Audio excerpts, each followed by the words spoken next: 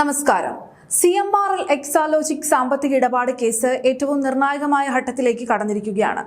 മുൻ മുഖ്യമന്ത്രി പിണറായി വിജയനും അദ്ദേഹത്തിന്റെ മകൾ വീണ വിജയനും ശേഷം വൻ കള്ളപ്പണക്കേസിലെ അന്വേഷണ മുന ഇപ്പോൾ മുൻ മന്ത്രിയും MLAയുമായ മുഹമ്മദ് റിയാസിലേക്ക് കൂടി നീളുകയാണ്.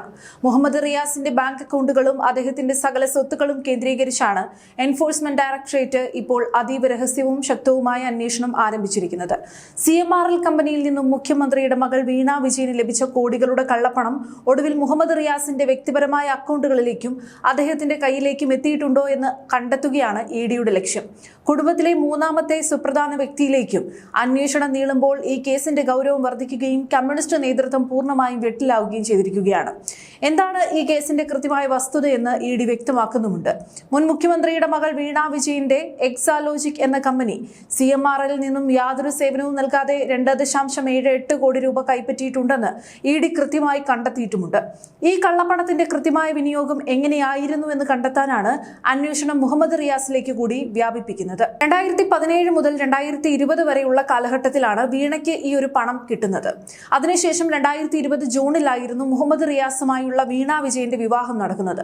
വിവാഹത്തിന് ശേഷം CMRLൽ നിന്നും തട്ടിയെടുത്ത ഈ കോടികളുടെ കള്ളപ്പണം ഇരുവരും ചേർന്ന് ഏതൊക്കെ തരത്തിലാണ് വിനിയോഗിച്ചതെന്നാണ് ED ഇപ്പോൾ സംശയിക്കുന്നത്.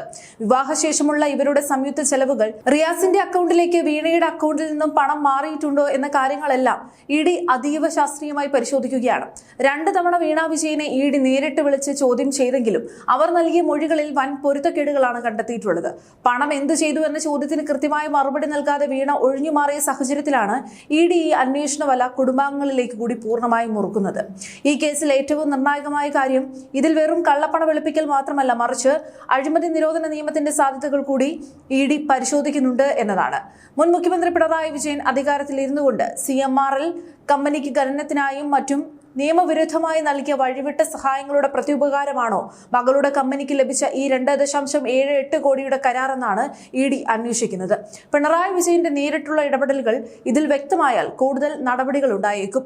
മുഹമ്മദ് റിയാസിനെ വരും ദിവസങ്ങളിൽ ED ഔദ്യോഗികമായി ചോദ്യം ചെയ്യാൻ വിളിച്ചു വരുത്തും. വീണ വിജയൻ നൽകിയ വ്യക്തതയില്ലാത്ത മൊഴികളും റിയാസിന്റെ ബാങ്ക് സ്റ്റേറ്റ്മെന്റുകളും ഒത്തുനോക്കുമ്പോൾ പിണറായി കുടുംബത്തിന് മേലുള്ള നിയമക്കുരുക്ക് പൂർണ്ണമായും മുറുകുമെന്നുറപ്പാണ്.